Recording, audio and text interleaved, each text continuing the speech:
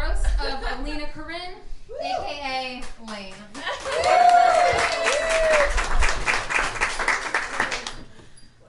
So if you've seen my sister in the same room as me for upwards of 5 minutes, you would know that she never misses an opportunity to obliterate me with words. I don't even have to say anything. I can simply walk in with a pair of black sneakers on. She pretends I'm a waiter until I take them off. Sometimes she doesn't even say anything. I'm politely entertaining someone's story. I go, "You're kidding!" She's right at my eye line.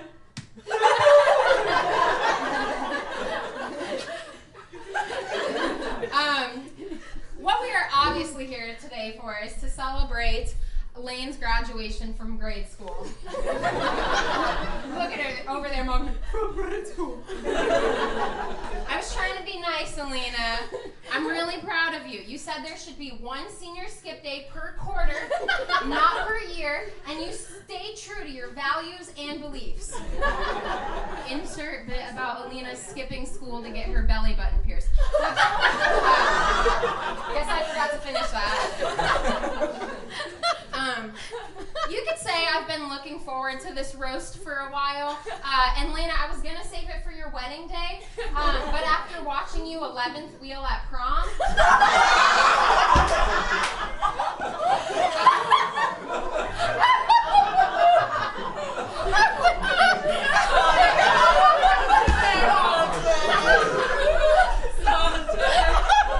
I just don't know if I can wait that long.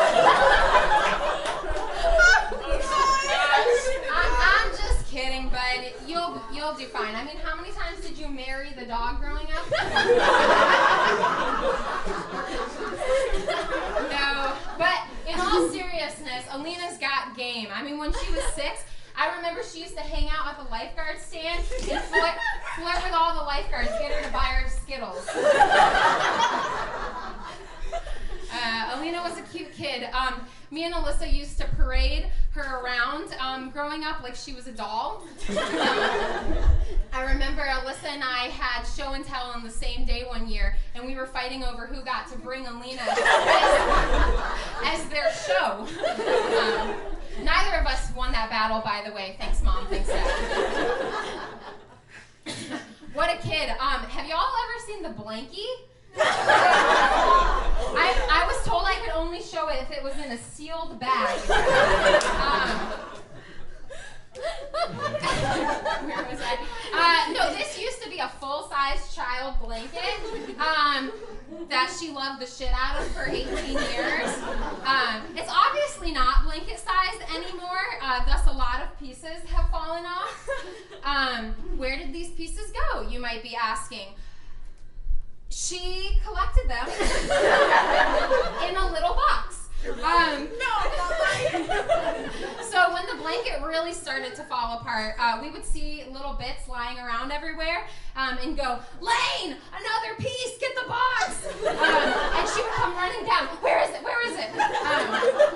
So like the asshole big sisters we were, we started to have a little fun with it. Any piece of fuzz we'd see, "Alena, get the box!"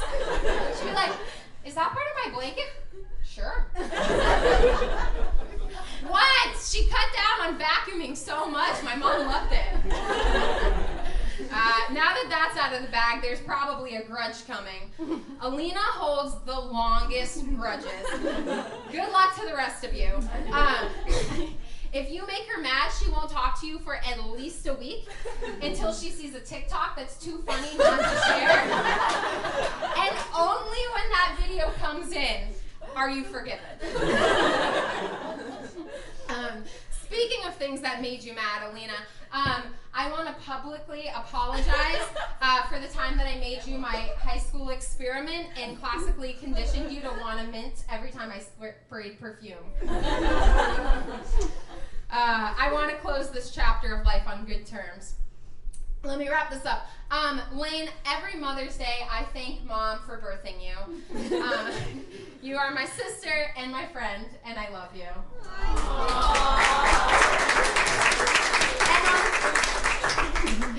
And on that note, we will now relentlessly make fun of you. All right, first to the stage, my mother.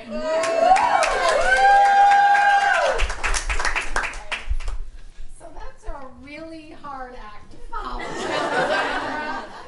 And you made my font a little small. I'm sorry.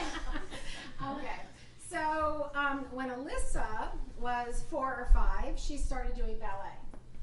It was a short-lived hobby, Liz, back there in those days, okay? But nonetheless, we had gently used leotards and tutu combinations all over the house. And so when Alena was about 4 or 5, she started to dress herself. I sent her upstairs one day. She's taking forever to decide. I'm like, Alena, come on, just pick something. We have to go. She comes downstairs, full ballerina getup. I said, okay, at least you're not naked. And thus began the tutu saga. She wore it to every errand. We ran for months. She even got like her 4-year-old picture, like everybody else had traditional, like cute little jeans and sweatshirt. No, Alena refused to change into the jeans and t-shirt and had to get her 4-year-old picture in a tutu. True story. And eventually, Halloween comes around and I think, this is going to be easy year, of course. Alena's going to be A ballerina? a ballerina, right. Nope. A cat. A cat. She wants to be a cat.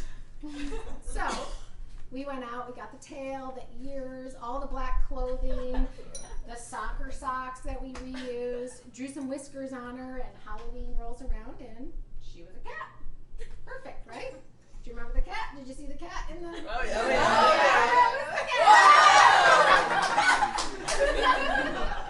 That's the cat. Well, November 1st came around and Alena was a cat. And I said, Alena, we gotta do errands, get dressed. And Alena said, I'm dressed. And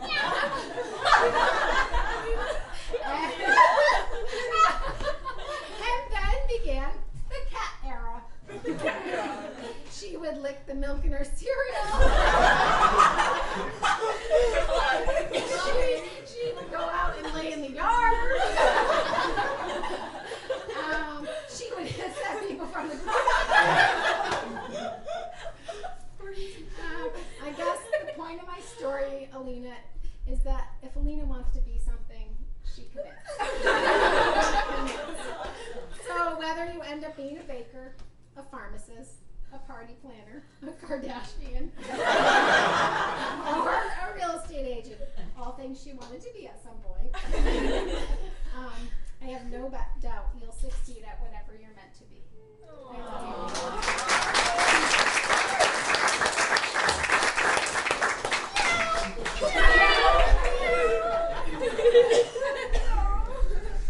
All right, fantastic.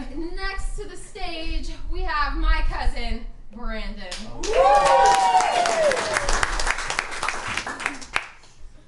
And Alena's cousin. Honored to be the first extended family here. So, but yeah, hi everyone. I'm Alena's cousin Brandon. So Alena and I and all the other cousins grew up together playing a lot of games, which we usually had a pretty good time at. Over the year, there was one thing that became quite apparent, though, and that's the fact that Alena is not very good at board games. So, for as long of a game that Monopoly is supposed to be, Alena was usually on her last legs within only a couple minutes. So, sure enough, the rules of the game would start to get bent through numerous accounts of begging and pleading from Alena. Those who were more fortunate or just a little better at the game began to develop a sort of welfare program for her. So this is essentially us giving her the bare minimum, whether it was slipping some Monopoly money under the table or giving her a free night at the hotel. I actually think I recall that Alena even started a little campaign slogan called Keep Laine Alive. And it worked. This theme of poor board game playing continued across the games too. So take Catan for example. For those who don't know, Catan is a game where you have to collect different resources so that you can use them to make things like towns, cities, and roads. These resources come in the form of things like wheat, clay, stone, and sheep. This is a first to 10-point game, so unlike Monopoly, you are never necessarily out. However, Alena often found herself in a situation that I'm sure lots of us would consider to be out. And this is when the madness started to ensue. She had this minor obsession with the sheep in the game. And after getting a bit behind, would start making it her mission to collect as many of them as she could. She often felt that this venture deserved some respect, and she should deserve points for having the largest flock.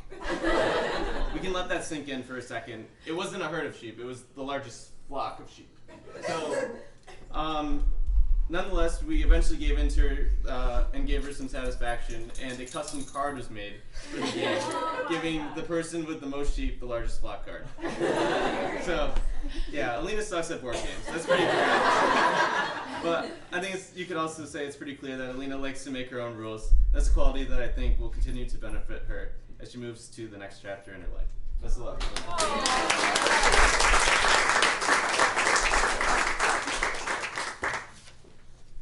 Thanks, Brandon. All right, next to the stage we have Dad.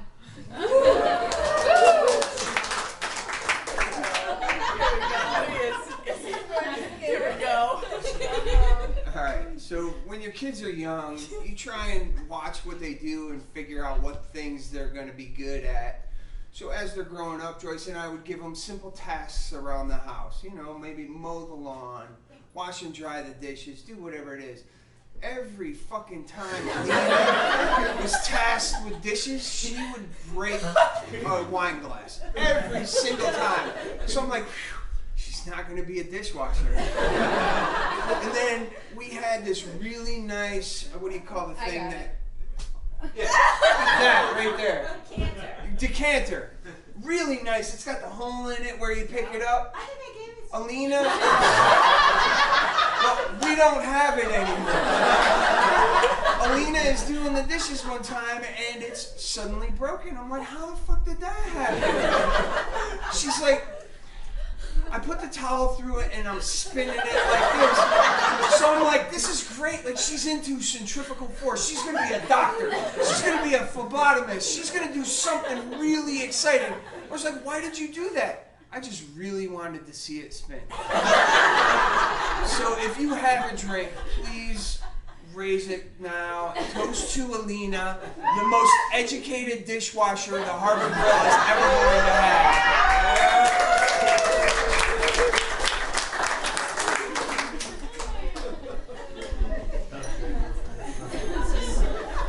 Fantastic. Next to the stage, we have our other cousin, Kayla. Okay, hello everyone. So thinking of a roast for Alena was a little hard because I adore this girl with my entire heart. Like, I love her so much. So I decided to just go with one of my favorite stories of Alena from Thanksgiving 2018.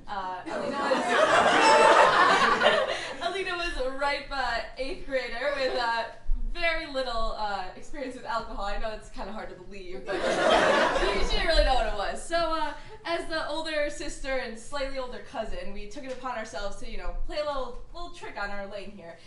So we had this fancy Italian soda that someone had brought to our house on Thanksgiving. And we were up way past anyone else in the house. It was like probably 12 a.m., 1 a.m., something like that. And we come up with the idea to tell Alena that this is like straight alcohol. Like, we didn't none of us knew what was going on, but we said it was just something straight alcohol. It was soda. It was very much soda. But we put it in a little shot glass, handed it to Alena, and told her to chug it. I have the video of this. It's great. It's great. I'll show the video very soon.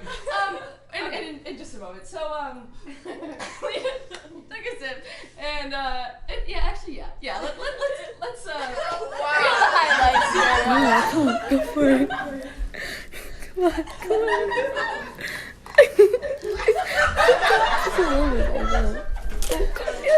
Just take the whole thing down.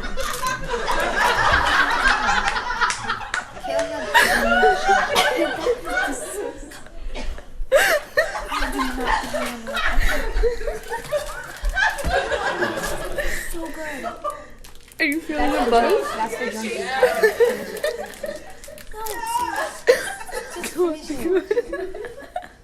Finish it.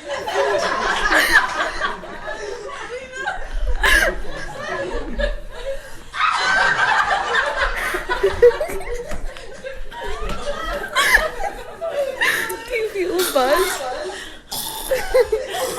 Do you feel alive?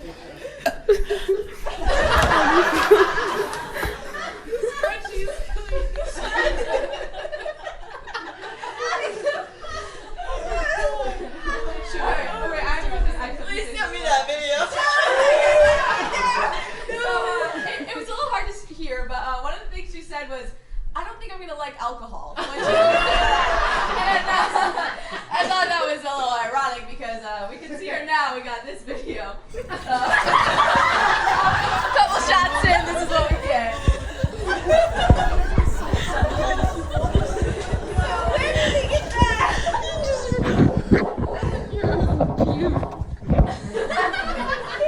Cat again.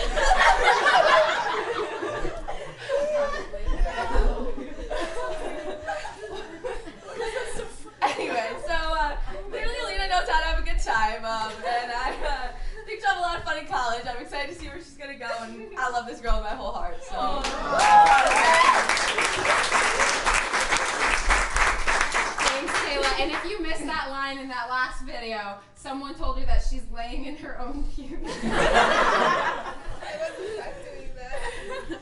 All right, next to the stage is our third cousin, Kevin.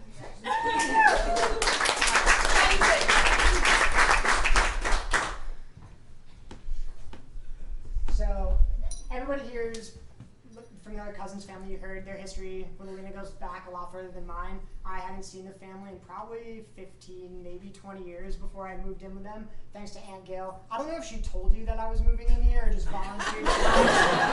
But my mom's like, yeah, I got your place down in D.C. And Gail worked at all IAB Sam with her son. I was like, oh, yeah, okay, no. So I showed up at the house and hadn't seen him in 20 years. I knew he had some kids, not exactly sure how many. Jay was out of town at the time, but Joyce was here, and I sat in, and she was giving me the readout on the family, the dossiers, if you will. It was just the two of us, and she went down, we got my daughter Alexandra, who you've all met a few times now, I'm sure. She's a comedian, which translates to a huge narcissist.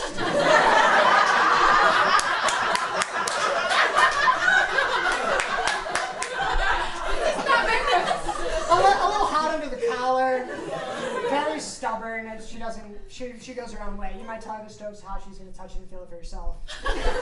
Next, she said, I got my second daughter, Alyssa, superstar athlete, the normal one. Normal? You'll be great friends with her, you'll get along with her really well. I got my husband Jay's out of town, see Alexandra's dossiers. And then my third daughter, Alena, she's quiet, you'll see her around, you'll meet her, she'll be here later tonight. At that point in that day, Alena ceased being a person to me and instead was a concept. And by that, what I mean is for the first month, 3 weeks that I lived here, I didn't see Alena. I would move around the house as one would when you're living in that place. Never saw Alena. I might catch glimpses of her as she moved in the rooms, but she avoided me like I had some sort of disease. To the point where it was like living with a Victorian-era ghost. I wasn't sure if I heard correctly that there were 3 daughters or there was something haunting the house. One of the girls from The Shining, maybe. That's what I envisioned, but I never really saw. To the point where the first real glimpse I caught of Alena, I came downstairs and she was making herself dinner, a chickpea patty, as if you cut her or Alexander open, it would bleed chickpea patties. But I saw her making her food. I came in, said hi. She looked at me and said, hey, walked out of the room, went upstairs. Didn't finish making the meal, refused to eat in my presence. But over time, I think we slowly grew on Alena, and as the strange guy that moved in their house kind of became part of the family. I didn't grow up with any siblings, so I kind of got the experience of what it was like to live with 3 sisters. And I'm really thankful for that experience, and we've all become really close in that. But now when I look back at my young childhood and teenage years growing up as an only child, I'm so thankful. Alright,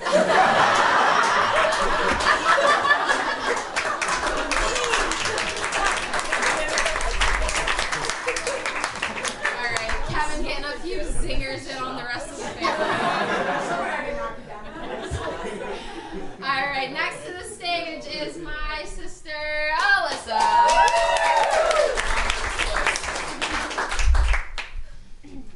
Okay, so obviously I have two sisters, Alena and Alexandra.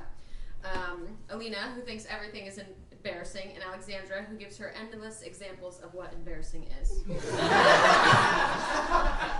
And although Alexandra is the unmatched queen of cringe, I'll cut her some slack and say, Alena, too many things mortify you. Eating lunch with a fork?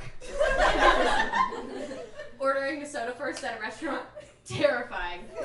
Skinny jeans, an ankle statement? Horrible. I just think it's funny because I recall when there was a time when you were so absolutely unhinged and had zero chill. For example, Alena was obsessed with the movie The Jungle Book. Oh, God. The original Disney animated movie. And it became a nighttime ritual for her to change into these little orange underwear and come downstairs and bear crawl a lap or two around the house. And if it's been a while since you've seen the movie, here's a little visual for you guys.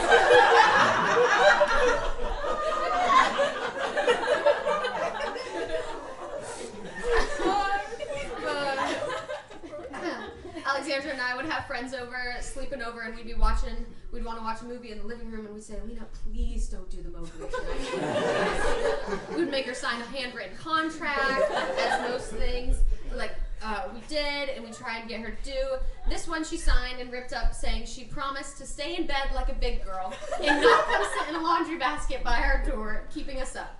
These contracts were very effective. So she kind of signed the contract saying, I won't do the Mowgli tonight while you have friends over. She would shake on it, and then we'd be watching the movie with our friends in the living room, and you'd hear, is that you? And then you'd see a little orange butt. No, Laine! And she'd go speed crawling around the house until you chased her upstairs. Anyways, Laine, I know the world is a judgy place, but if you ever lose your confidence or start to think things are embarrassing, just remember to channel your inner Mowgli.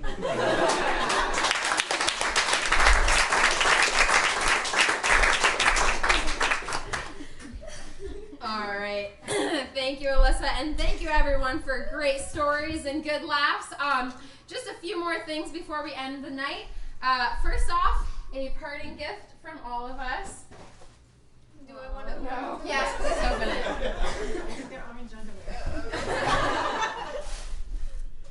Show the class. So, Alena, these are electronic wipes. Okay?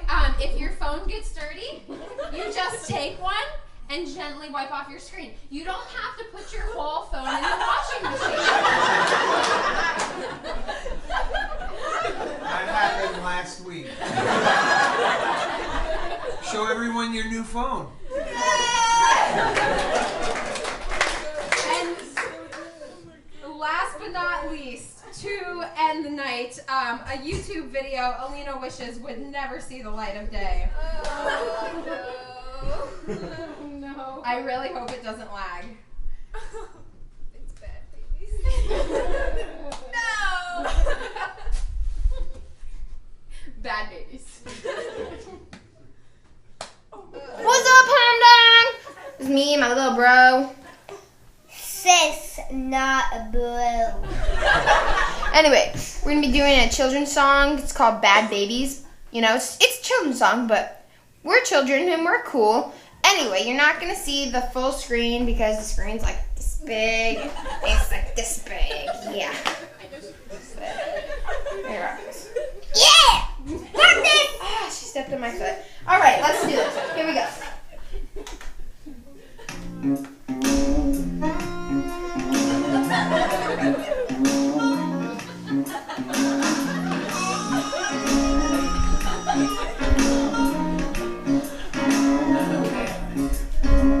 I'm 5 years old, so you can take it from me. These babies are never what you want them to be. They whine and they bite, they chew on your tongue, and oh, do they make the most terrible noise. I tell you, bad babies, they yell and they cry. Bad, bad babies, you never know why. They never ever do the things that they should. Oh, bad babies, why can't you be good?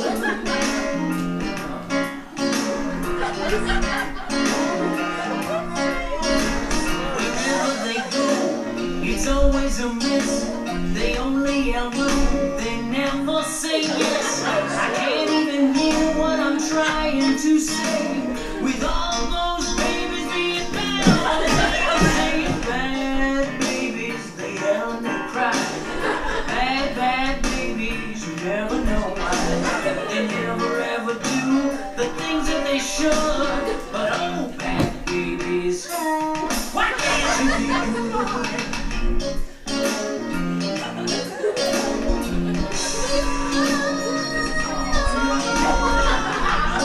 Yeah, so what do you think of that?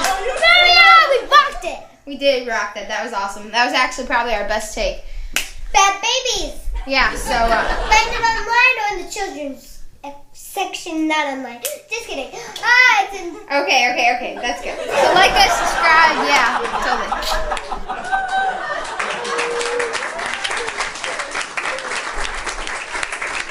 All right, and that concludes our roast. Thank you, everyone.